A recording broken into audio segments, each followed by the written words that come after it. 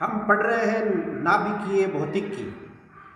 इसके अंतर्गत अब हम अध्ययन करेंगे किसी नाभिक से बीटा कणों का उत्सर्जन या बीटा क्षय। क्या होता है बीटा क्षय? सबसे पहले देखिए बीटा कण क्या है।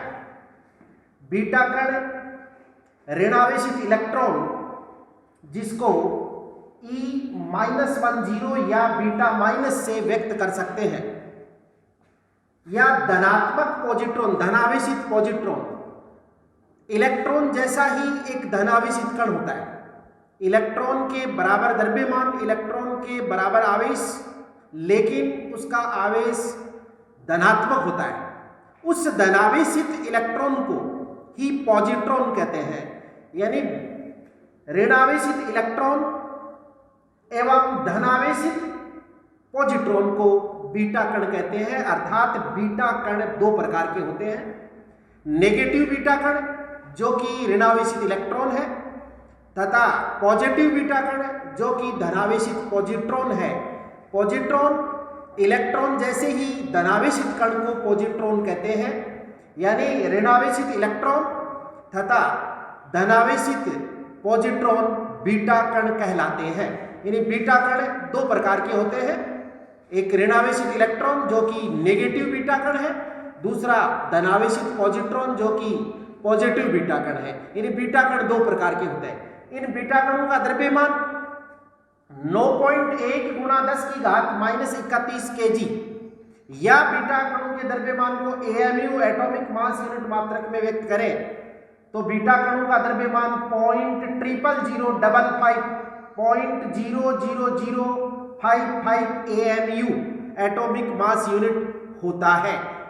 बीटा कणों का आवेश ±1.6 × 10⁻19 कूलाम। यदि नेगेटिव बीटा कण है तो -1.6 × 10⁻19 कूलाम। यदि पॉजिटिव बीटा कण है तो +1.6 × 10⁻19 कूलाम होता है। जब किसी नाभिक का विघटन बीटा कणों के उत्सर्जन से होता है, जब किसी नाभिक का विघटन बीटा कणों के उत्सर्जन से होता है तो इसे बीटा क्षय कहते हैं। जब किसी नाभिक का विघटन बीटा कणों के उत्सर्जन से होता है तो यह प्रक्रिया बीटा क्षय कहलाती है। क्योंकि बीटा कण दो प्रकार के हैं, अर्थात बीटा क्षय प्रक्रिया भी दो प्रकार की होती है, एक ऋणात्मक बीटा क्षय और दूसरा धनात्मक बीटा क्षय। तो सबसे पहले समझिए ऋणात्मक बीटा क्षय क्या है। एक नाभिक अपने पास XZA, इसका परमाणु क्रमांक Z और द्रव्यमान संख्या A, इसका क्षय नेगेटिव बीटा कण के उत्सर्जन से हो रहा है। तो अपने को उत्पाद जो नाभिक मिलता है वो है उसके परमाणु क्रमांक में 1 की वृद्धि, YZ+1A, ये नेगेटिव बीटा कण, ये एक ऊर्जा का कण है। साथ में एक ऊर्जा का कण उत्सर्जित होता है जिसको एंटी न्यूट्रिनो कहते हैं। इलेक्ट्रॉन के साथ, नेगेटिव बीटा कण के साथ जो ऊर्जा का कण उत्सर्जित होता है इसको एंटी न्यूट्रिनो से व्यक्त करते हैं, न्यू- से व्यक्त करते हैं, और +Q ये नाभिकीय अभिक्रिया ऊर्जा है। तो यहां XZA मूल नाभिक या पितृ नाभिक है। जिस नाभिक से बीटा कण का उत्सर्जन होता है वो मूल नाभिक या पितृ नाभिक कहलाता है, और बीटा कण के उत्सर्जन के पश्चात बनने वाला जो नाभिक है वो विघटनज नाभिक या पुत्री नाभिक कहलाता है। तो यहां XZA मूल नाभिक या पितृ नाभिक है और YZ+1A विघटनज नाभिक या पुत्री नाभिक है। प्लस साथ में ये बीटा, नेगेटिव बीटा कण, और ये एक ऊर्जा का कण जो जिसका द्रव्यमान और आवेश शून्य है, जो इसका विराम द्रव्यमान भी शून्य होता है, आवेश भी शून्य होता है, ये एक ऊर्जा का कण है। तो नेगेटिव बीटा कण के साथ जो ऊर्जा का कण उत्सर्जित होता है उसको एंटी न्यूट्रिनो कहते हैं। पॉजिटिव बीटा कण के साथ जो ऊर्जा का कण उत्सर्जित होता है उसको न्यूट्रिनो कहते हैं। प्लस Q यहाँ है वो नाभिकीय अभिक्रिया ऊर्जा है, यानी इस प्रक्रिया में जो द्रव्यमान का लॉस होता है वो आइंस्टीन के द्रव्यमान ऊर्जा संबंध के अनुसार ऊर्जा में परिवर्तित हो जाता है, जिसको अपन नाभिकीय यानी विघटन ऊर्जा या नाभिकीय अभिक्रिया ऊर्जा या Q मान कहते हैं। तो ये जब बीटा कण का नेगेटिव बीटा कण का उत्सर्जन होता है तो जो नया तत्व बनता है विघटन के पश्चात उसके परमाणु क्रमांक में मूल तत्व के सापेक्ष एक की वृद्धि हो जाती है और द्रव्यमान संख्या वही रहती है, यानी आवर्त सारणी में नए तत्व का स्थान एक वर्ग मूल तत्व के सापेक्ष एक वर्ग या स्तंभ आगे खिसक जाता है, यानी जो नया तत्व बनने वाला तत्व है उसका आवर्त सारणी में स्थान मूल तत्व के सापेक्ष एक वर्ग या एक स्तंभ आगे खिसक जाता है, जबकि उसकी द्रव्यमान संख्या वही रहती है, यानी द्रव्यमान संख्या में कोई परिवर्तन नहीं आता है। परमाणु क्रमांक में एक की वृद्धि हो जाती है जब किसी नाभिक से नेगेटिव बीटा कण का उत्सर्जन होता है, यानी ऋणात्मक बीटा क्षय में मूल तत्व के सापेक्ष नए तत्व के परमाणु क्रमांक में एक की वृद्धि हो जाती है, जबकि द्रव्यमान संख्या वही रहती है, यानी नए तत्व का आवर्त सारणी में स्थान मूल तत्व के सापेक्ष एक वर्ग या एक स्तंभ आगे खिसक जाता है। तो यह है आपका ऋणात्मक बीटा क्षय। अब इसको अपन उदाहरण से समझ सकते हैं, जैसे एक नाभिक है कार्बन 14 C614, इससे जब नेगेटिव बीटा कण ऋणात्मक बीटा कण का उत्सर्जन होता है तो जो नया तत्व का नाभिक जो बनता है वो N714 nitrogen 14 plus negative beta कण प्लस एक ऊर्जा का कण एंटी न्यूट्रिनो और ये विघटन ऊर्जा Q। तो ये है ऋणात्मक बीटा क्षय। अब समझिए आप धनात्मक बीटा क्षय। ये एक नाभिक है XZA जिससे किसी धनात्मक बीटा कण का उत्सर्जन होता है, तो ये XZA यहाँ मूल नाभिक है जिससे विघटन हो रहा है। जिस नाभिक से बीटा कण का उत्सर्जन हो रहा है वो मूल नाभिक या पितृ नाभिक कहलाता है। अब इसके बाद जो नाभिक बना वो विघटनज नाभिक या पुत्री नाभिक कहलाता है। बीटा कण के उत्सर्जन के बाद प्राप्त होने वाला जो नाभिक है, इन नए तत्व का नाभिक, वो विघटनज नाभिक या पुत्री नाभिक कहलाता है। तो जब पॉजिटिव बीटा कण का उत्सर्जन होता है तो विघटनज नाभिक या नए तत्व के जो नाभिक है उसके परमाणु क्रमांक में एक की कमी हो जाती है, जबकि द्रव्यमान संख्या वही रहती है। और साथ में पॉजिटिव बीटा कण जिसको पॉजिट्रॉन कहते हैं अपन, और एक ऊर्जा का कण जिसको न्यूट्रिनो कहते हैं। और इस प्रक्रिया में जो द्रव्यमान का लॉस होता है उसके तुल्य आइंस्टीन के द्रव्यमान ऊर्जा संबंध के अनुसार ऊर्जा उत्पन्न होती है, जिसको अपन विघटन ऊर्जा कहते हैं, उसको Q से व्यक्त करते हैं। तो XZA इससे पॉजिटिव बीटा कण का उत्सर्जन हुआ तो जो तत्व बना वो YZ-1 परमाणु क्रमांक, द्रव्यमान संख्या A, साथ में पॉजिटिव बीटा कण प्लस एक ऊर्जा का कण, और Q है जो नाभिकीय अभिक्रिया ऊर्जा कहे या उसको विघटन ऊर्जा कह सकते हैं। तो जब पॉजिटिव बीटा कण का उत्सर्जन होता है तो नए तत्व के परमाणु क्रमांक में मूल तत्व के सापेक्ष एक की कमी हो जाती है, जबकि द्रव्यमान संख्या वही रहती है, यानी नए तत्व का आवर्त सारणी में स्थान मूल तत्व के सापेक्ष एक वर्ग या एक स्तंभ पीछे खिसक जाता है, यानी पीछे हो जाता है। यदि इसको उदाहरण के रूप में समझे अपन तो एक नाभिक अपने पास N713 यानी नाइट्रोजन 13, इसका परमाणु क्रमांक 7 है, द्रव्यमान संख्या 13 है। इससे पॉजिटिव बीटा कण का उत्सर्जन होता है तो जो नए तत्व का नाभिक बनता है वो C613 कार्बन 13 प्लस साथ में एक पॉजिटिव बीटा कण, एक ऊर्जा का कण न्यूट्रिनो और प्लस विघटन ऊर्जा Q।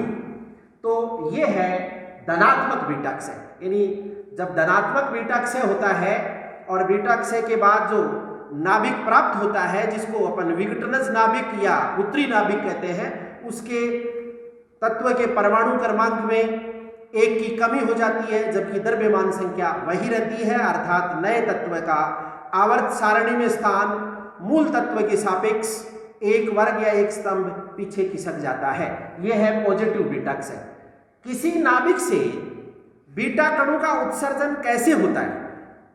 नाभिक में न्यूट्रॉन और प्रोटॉन होते हैं, बीटा कण नहीं होते हैं। तो किसी नाभिक से बीटा कणों का उत्सर्जन कैसे होता है? तो किसी नाभिक से बीटा कणों के उत्सर्जन की व्याख्या देखिए। किसी नाभिक से बीटा कणों के उत्सर्जन के लिए दुर्बल नाभिकीय बल उत्तरदायी होते हैं। किसी नाभिक से बीटा कणों के उत्सर्जन के लिए दुर्बल नाभिकीय बल उत्तरदायी होते हैं। नाभिकीय अन्योन्य क्रियाओं के दौरान नाभिक में न्यूट्रॉन प्रोटॉन में तथा प्रोटॉन न्यूट्रॉन में परिवर्तित होते रहते हैं। इन दुर्बल नाभिकीय बलों के कारण नाभिकीय अन्योन्य क्रियाओं के दौरान नाभिक में न्यूट्रॉन प्रोटॉन में तथा प्रोटॉन है वो न्यूट्रॉन में परिवर्तित होते रहते हैं। जब न्यूट्रॉन प्रोटॉन में परिवर्तित होता है या प्रोटॉन न्यूट्रॉन में परिवर्तित होता है तो इन बीटा कणों की उत्पत्ति होती है। देखिए, जब न्यूट्रॉन प्रोटॉन में परिवर्तित होता है तो नेगेटिव बीटा कण की उत्पत्ति होती है। जब प्रोटॉन न्यूट्रॉन में परिवर्तित होता है तो पॉजिटिव बीटा कण की उत्पत्ति होती है। क्योंकि नाभिक में इन बीटा कणों का अस्तित्व नहीं होता है, इसलिए ये बीटा कण नाभिक से उत्सर्जित हो जाते हैं। तो ये है किसी नाभिक से बीटा कणों के उत्सर्जन की व्याख्या।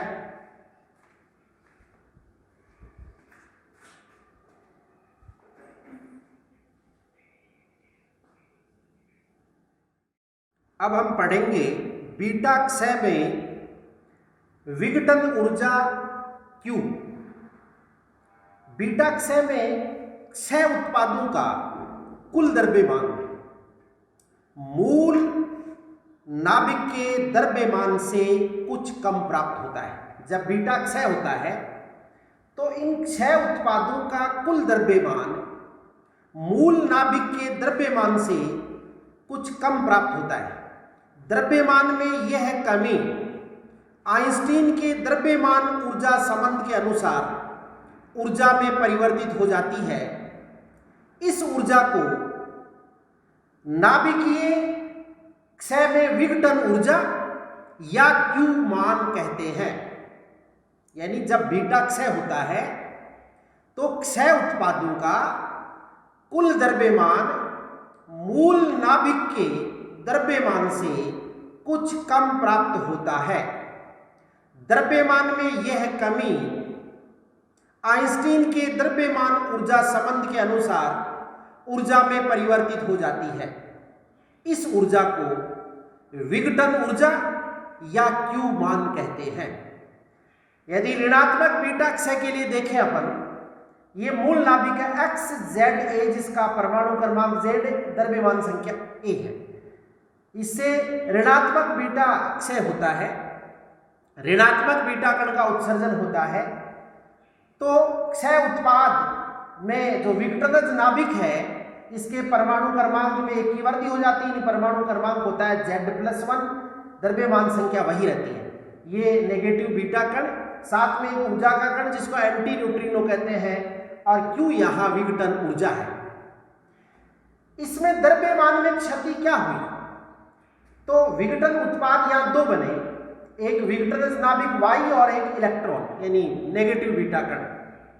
तो मूल नाभिक के द्रव्यमान को अपन mx से लिखें और विघटनज नाभिक के द्रव्यमान को my से और इलेक्ट्रॉन के द्रव्यमान को me से व्यक्त करें तो द्रव्यमान क्षति होगी mx minus my minus me। यानी मूल नाभिक के द्रव्यमान में से क्षय उत्पाद जो नाभिक है, एक विघटन नाभिक Y और एक इलेक्ट्रॉन यानी नेगेटिव बीटा कण है, इनके द्रव्यमान को माइनस कर देंगे तो प्राप्त हो जाएगी द्रव्यमान क्षति। यानी डेल्टा M बराबर mx minus my minus me। यानी मूल नाभिक के द्रव्यमान में से विघटन नाभिक और बीटा कण के द्रव्यमान को माइनस कर दिया गया तो द्रव्यमान क्षति प्राप्त हो गई। अब अपन इसको इस रूप में भी व्यक्त कर सकते हैं। यदि इस समीकरण में के दाएं पक्ष में मैं z इंटू me ही प्लस कर दूं और z इंटू me ही माइनस कर दूं तो कोई प्रभाव नहीं होगा। अब इसको अपन इस रूप में भी लिख सकते हैं, ये mx plus Z into me। इसमें से यदि माइनस का निशान कॉमन ले लें तो ये लिख सकते हैं my प्लस, देखिए me भी कॉमन ले लें इसमें, तो शेष बच जाएगा z प्लस 1, क्योंकि माइनस का निशान अपन ने पहले कॉमन ले लिया है। ये mx plus Z into me मूल जो तत्व है उसका परमाणुीय द्रव्यमान है, और जो विघटन के पश्चात जो नया तत्व बना उसका परमाणु क्रमांक है z प्लस 1। तो यहां my plus z plus 1 into me नया तत्व या जो विघटनज तत्व है उसका परमाणुीय द्रव्यमान है। यदि इसको अपन कैपिटल mx से और इसको अपन कैपिटल my से व्यक्त कर दें तो डेल्टा m यानी द्रव्यमान क्षति आ जाएगी capital mx minus capital my। यहां कैपिटल mx और कैपिटल my मूल तत्व और जो विघटन के पश्चात नया तत्व जो बना उनके परमाणु x और y जो तत्व है उनके परमाणुीय द्रव्यमान है। तो यहां द्रव्यमान क्षति होगी मूल तत्व का परमाणुीय द्रव्यमान माइनस बनने वाले नए तत्व का, यानी विघटन के बाद बनने वाले नए तत्व का परमाणुीय द्रव्यमान, तो अपने को प्राप्त हो जाएगी द्रव्यमान क्षति। यदि ये द्रव्यमान क्षति किलोग्राम में व्यक्त की गई है या इसकी गणना किलोग्राम मात्रक में की गई है तो आइंस्टीन के द्रव्यमान ऊर्जा संबंध के अनुसार इसके तुल्य जो ऊर्जा उत्पन्न होगी उसका मान होगा डेल्टा m द्रव्यमान क्षति इंटू सी स्क्वायर, या सी प्रकाश की चाल है, ये मान आएगा जूल मात्रक में। सी का मान होता है 3 × 10⁸ मीटर पर सेकेंड।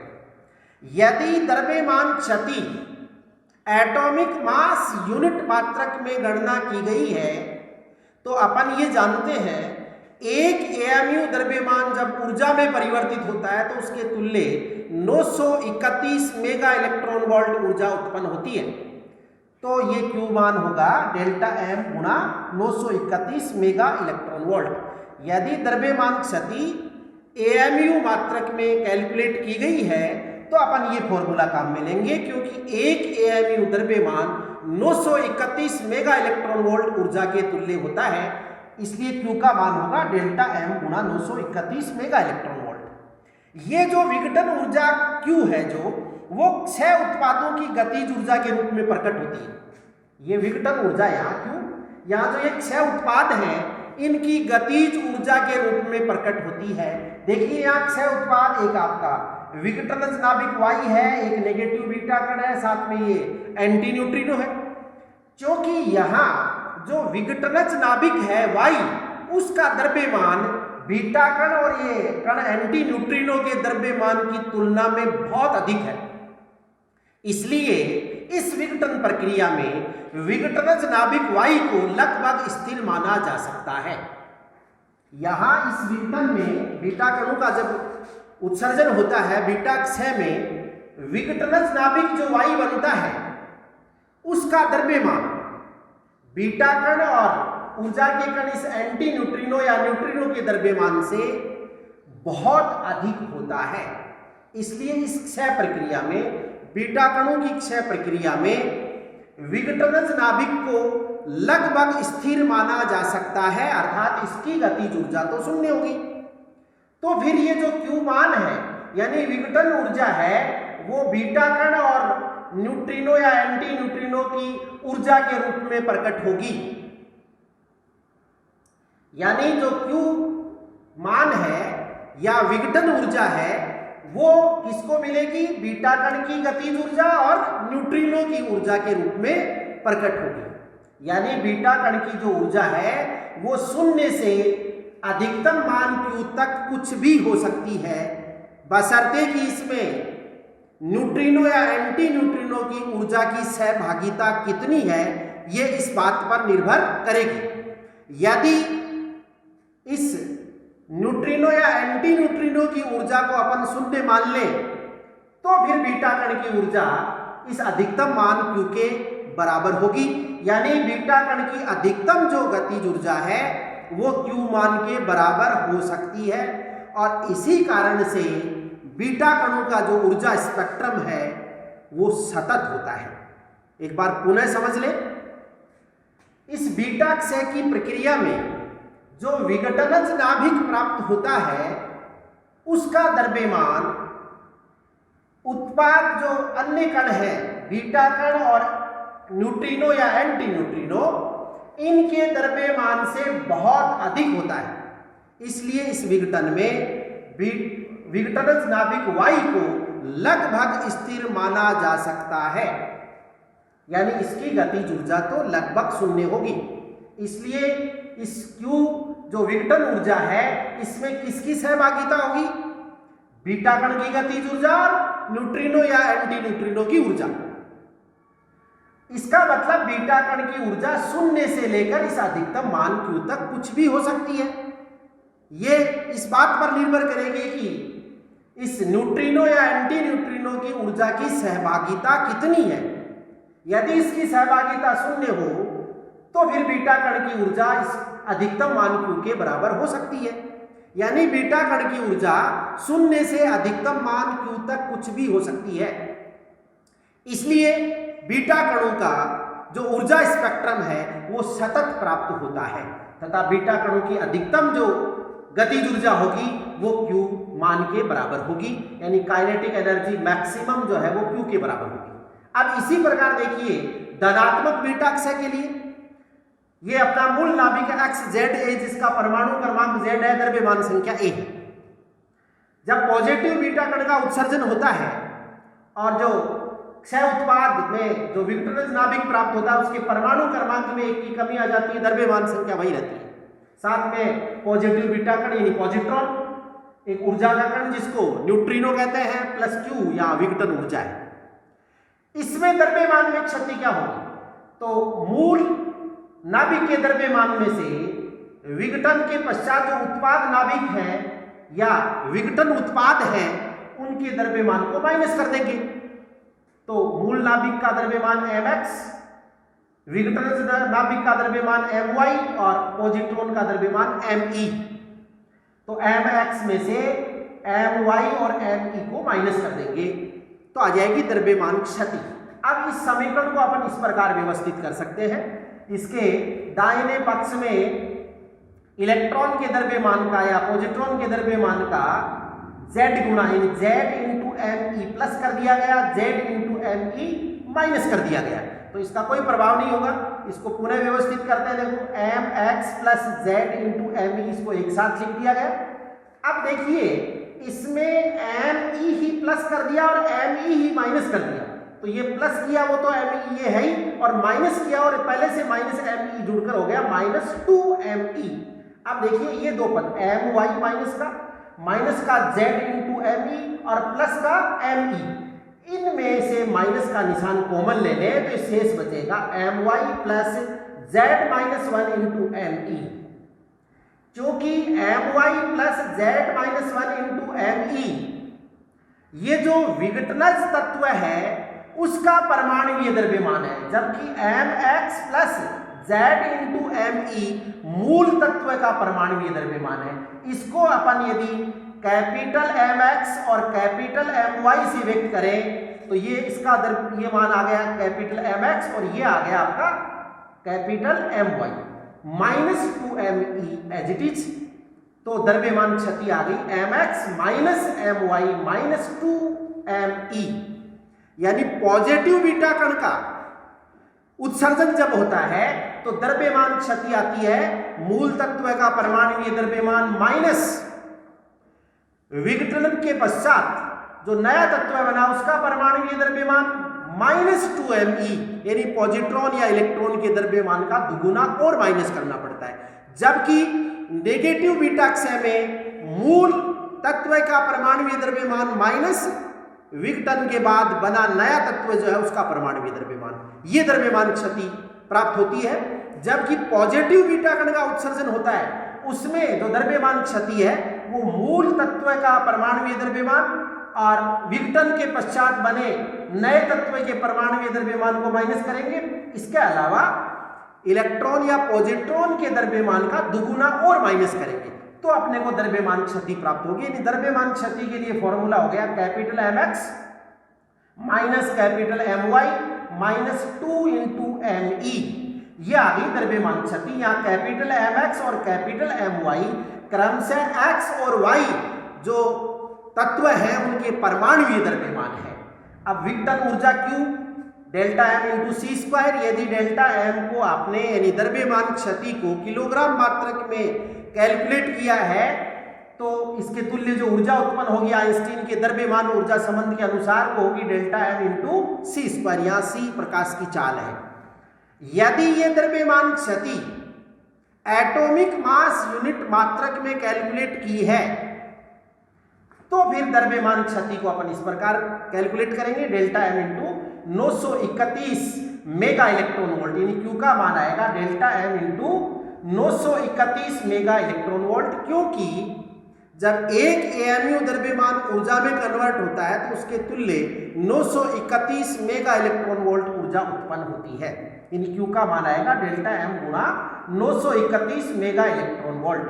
और इस बीटा कण की जो अधिकतम गतिज ऊर्जा है वो इस Q के बराबर, Q मान के बराबर यानी जो विघटन ऊर्जा है उसके तुल्य हो सकती है। इसमें इस बात पर डिपेंड करता है कि न्यूट्रिनो की जो ऊर्जा है उसकी सहभागिता कितनी है। यदि न्यूट्रिनो की ऊर्जा की सहभागिता 0 मान ले तो बीटा कण की अधिकतम गतिज ऊर्जा Q मान के बराबर हो सकती है। यह है विघटन ऊर्जा तथा बीटा कणों के का ऊर्जा स्पेक्ट्रम सतत क्यों होता है इसका स्पष्टीकरण।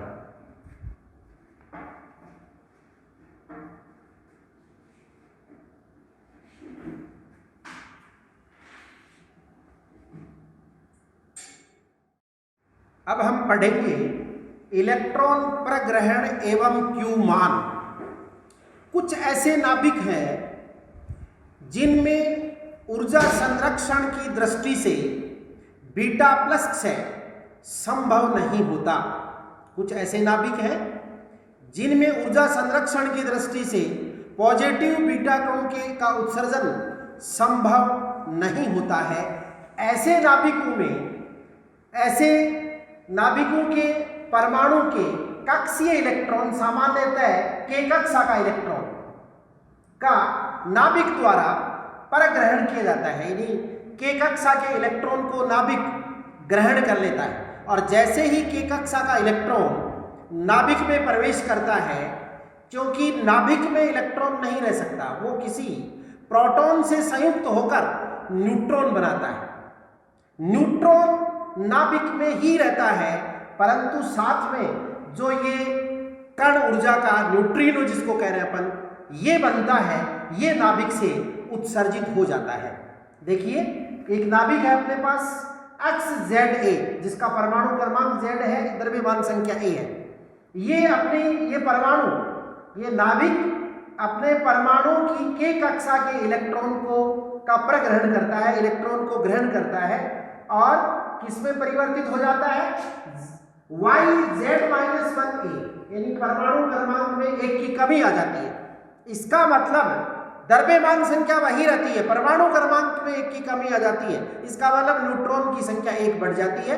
यानी जैसे ही इलेक्ट्रॉन का परग्रहण होता है, इलेक्ट्रॉन नाभिक में प्रवेश करता है, वो किसी प्रोटॉन से संयुक्त होकर न्यूट्रॉन बनाता है। यानी न्यूट्रॉन की संख्या 1 बढ़ जाती है, प्रोटॉन्स की संख्या में 1 की कमी हो जाती है, परमाणु क्रमांक में 1 की कमी हो जाती है।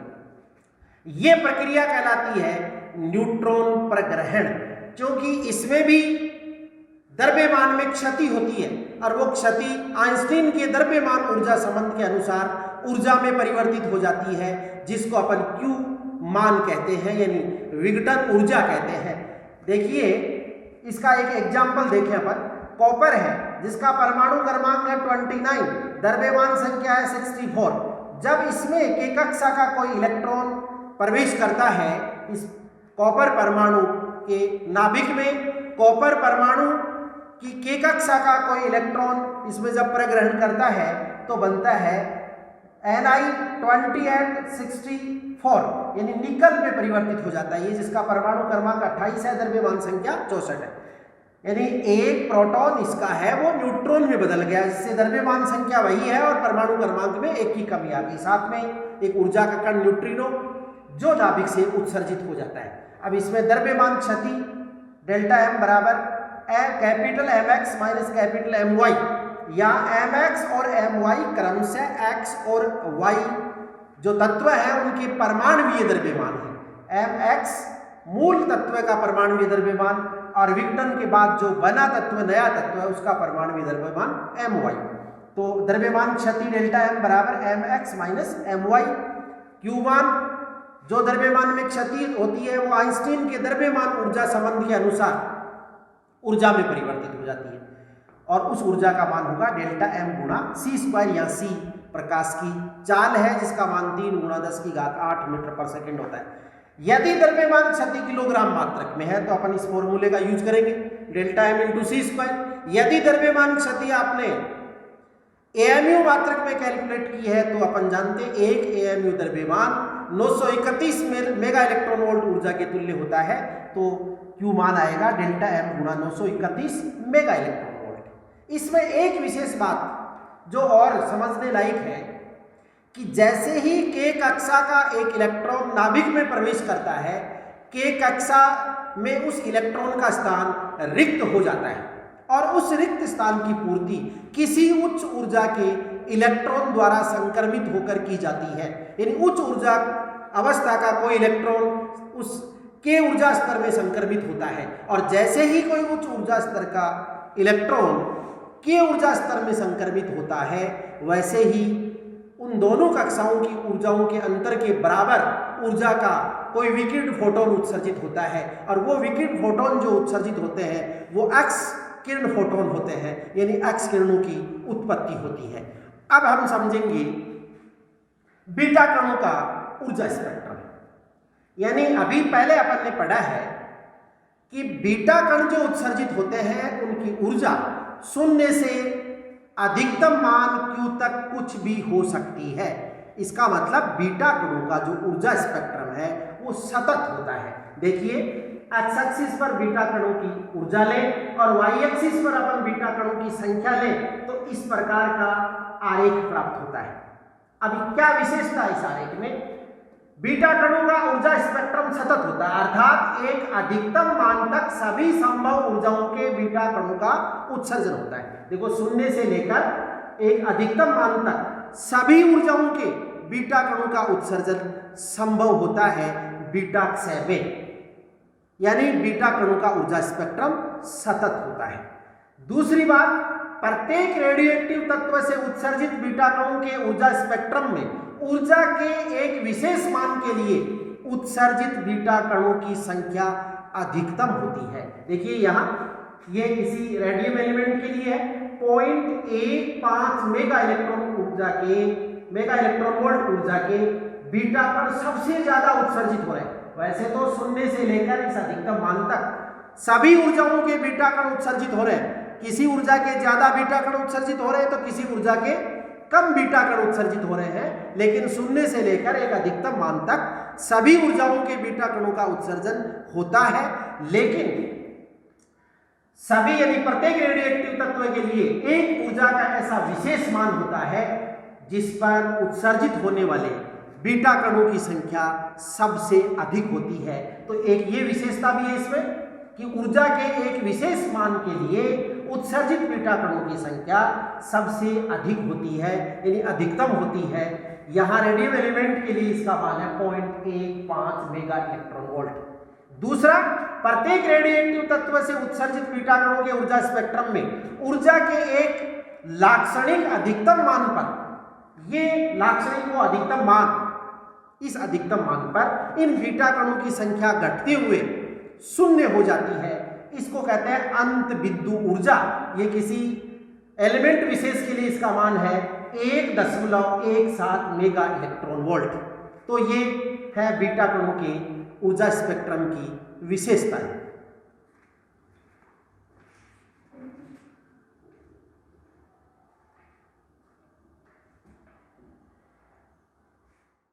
बीटा क्षय की प्रक्रिया में 2 बड़ी समस्याएं सामने आई।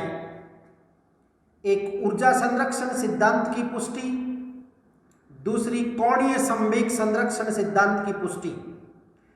बीटा क्षय की प्रक्रिया में न तो ऊर्जा संरक्षण सिद्धांत की पुष्टि हो पाई, अनुपालना हो पाई, न ही कोणीय संवेग संरक्षण सिद्धांत की अनुपालना हो पाई, जबकि ये दोनों ही संरक्षण सिद्धांत सार्वत्रिक सत्य हैं, इनकी अनुपालना अति आवश्यक है। देखिए, इन ऊर्जा संरक्षण सिद्धांत एवं कोणीय संवेग संरक्षण सिद्धांत की पुष्टि के लिए बीटा कणों के क्षय में बीटा कणों के साथ एक अन्य ऊर्जा कण जिसका नाम न्यूट्रिनो व एंटी न्यूट्रिनो रखा गया के उत्सर्जन की कल्पना की गई। इसके दो तथ्य हैं। नंबर एक, बीटा कणों के ऊर्जा स्पेक्ट्रम की सतत प्रकृति होती है, जो ये प्रदर्शित करती है, बीटा कणों के ऊर्जा स्पेक्ट्रम की सतत प्रकृति से यह स्पष्ट है कि किसी रेडियोएक्टिव तत्व के नाभिकों से अलग अलग ऊर्जाओं के बीटा कण उत्सर्जित होते हैं। कोई भी रेडियोएक्टिव नाभिक है, उससे जो बीटा कण उत्सर्जित होते हैं वो अलग अलग ऊर्जाओं के होते हैं।